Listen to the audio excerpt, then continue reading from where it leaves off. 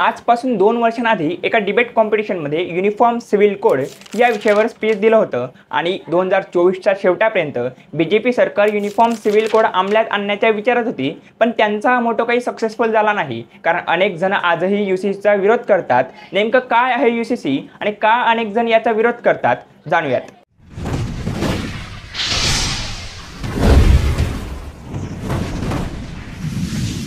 मित्रांनो, भारत हा वेगवेगळ्या जाती, धर्म आणि प्रथांनी बांधलेला देश आहे आणि असं असताना कोणत्याही देशाला एकत्रितपणे काम करण्यासाठी तेथील सगळ्या लोकांना एका नियमामध्ये बांधणं गरजेचं असतं. मग तुम्ही म्हणाल, हे काम तर आपल्या भारतीय संविधानाने केलेलं आहे. होय, बरोबर आहे. म्हणजे जर एखाद्या चोरने चोरी केली तर त्या चोरची धर्म, जात पात न पाहता त्या चोरवरती कारवाई होते. पण हेच जेव्हा वैयक्तिक कायद्यांवर बोलण्याची वेळ येते तर तेथे हे नियम प्रत्येकासाठी सारखे उरत नाही आणि मग येथेच एंट्री होते ती म्हणजे युनिफॉर्म सिव्हिल कोडची, जो सगळ्यांच्याच पर्सनल लॉला सारखं बनवण्याचं काम करेल. त्यात कोणत्याही जातीय, धार्मिक व लैंगिक बाबींचा विचार केला जाणार नाही. पण मुळात नेमका पर्सनल लॉ म्हणजे तरी काय? तर हिंदू, मुस्लिम, ईसाई व पारसी अशा वेगवेगळ्या धार्मिक समुदायांनी आपापल्या सोयीनुसार लग्न, दत्तक, संपत्ती, वारसा हक्क, घटस्फोट या सगळ्या गोष्टींमध्ये आपापले पर्सनल लॉ बनवलेले आहेत.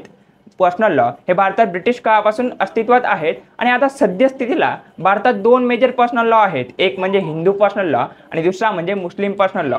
हिंदू पर्सनल लॉ विषयी बोलायचं झालं तर भारतात 1864 मध्ये अँग्लो हिंदू लॉ आला होता, ज्यामध्ये हिंदू महिलांना अनेक हक्क नव्हते. ज्यामुळे स्वतंत्र मिळाल्यानंतर 1956ला संपत्ती, वारसा हक्क, घटस्फोट, लग्न या सगळ्या गोष्टींमध्ये सुधारणा करून संसदमध्ये हिंदू कोड बिल पास केले गेले, ज्यामुळे हिंदू महिलांना अनेक हक्क मिळाले.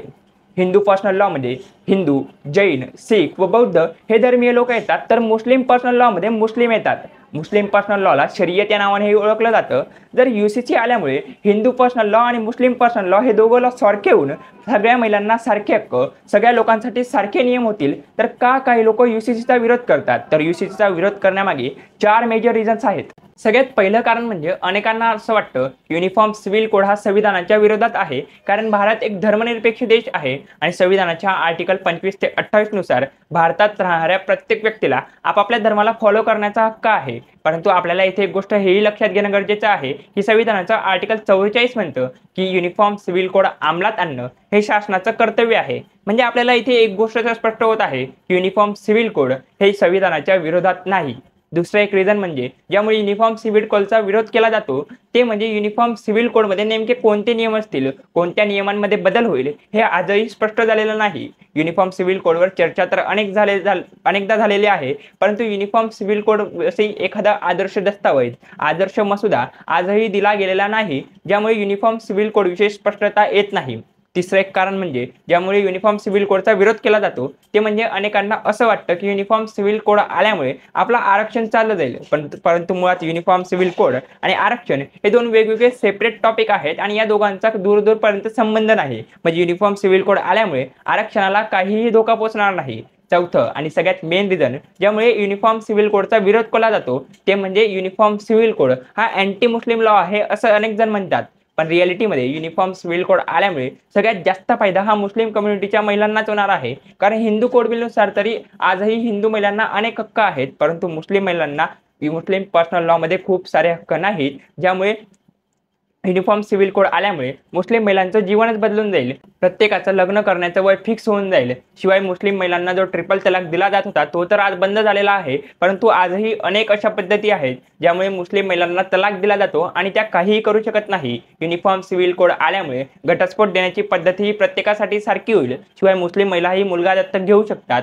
मुस्लिम पर्सनल लॉमध्ये हा हक्क मुस्लिम महिलांना नव्हता. शिवाय मुस्लिम पुरुषही एकपेक्षा जास्त लग्न करू शकणार नाही. जर युनिफॉर्म सिव्हिल कोड आल्यामुळे एका कम्युनिटीच्या महिलांना इतके सारे हक्क मिळत असतील तरीही का अनेक जण युनिफॉर्म सिव्हिल कोडचा विरोध करतात? तर युनिफॉर्म सिव्हिल कोडचा विरोध करणाऱ्या लोकांकडे एकही सॉलिड आर्ग्युमेंट नाही. त्यांचं फक्त एवढंच म्हणणं आहे की जी ही गोष्ट आमच्या धर्मपुस्तकांमध्ये लिहिलेली आहे त्या गोष्टीमध्ये बदल व्हायला नको.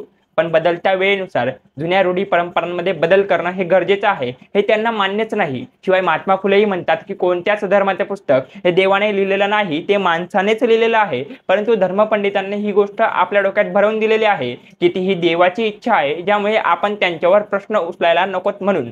इतकंच नाही तर याच युनिफॉर्म सिव्हिल कोडवर आधारित प्रकरणं जेव्हा सर्वोच्च न्यायालयामध्ये जातात तर तेथे सुद्धा न्याय द्यायला अडचण येते. 2017चं शायरा बानो प्रकरण तर तुम्हाला माहीतच असेल. शिवाय आत्ता 2021चंही एक प्रकरण आहे, ज्यात एका हिंदू कपलला डायव्होर्स करायचा होता आणि सुप्रीम कोर्टमध्ये गेल्यानंतर मीना कम्युनिटीच्या एका व्यक्तीने हिंदू मॅरेज ॲक्टनुसार आपल्या पत्नीला डिवोर्स देण्याचे ठरवले. त्यावर त्याची पत्नी म्हटली की हिंदू मॅरेज ॲक्ट हा मीना कम्युनिटीच्या लोकांवर लागू होत नाही, म्हणून मी डायव्होर्स देणार नाही. आता इथे सर्वोच्च न्यायालय म्हणतं की दोघंही आपापल्या जागेवर बरोबर आहेत, परंतु सर्वोच्च न्यायालय हेही म्हणतं की आजचा भारत धर्म आणि जातीच्या चौकटीपासून बाहेर पडलेला आहे आणि म्हणून पर्सनल लॉवर आधारित मुद्द्यांवर न्याय द्यायला अडचण यायला नको, म्हणून लवकरात लवकर देशात युनिफॉर्म सिव्हिल कोड आणणे गरजेचे आहे. तुम्हाला काय वाटतं, कधीपर्यंत युनिफॉर्म सिव्हिल कोड लागू होऊ शकतं? कमेंटमध्ये कळवा. तोपर्यंत धन्यवाद.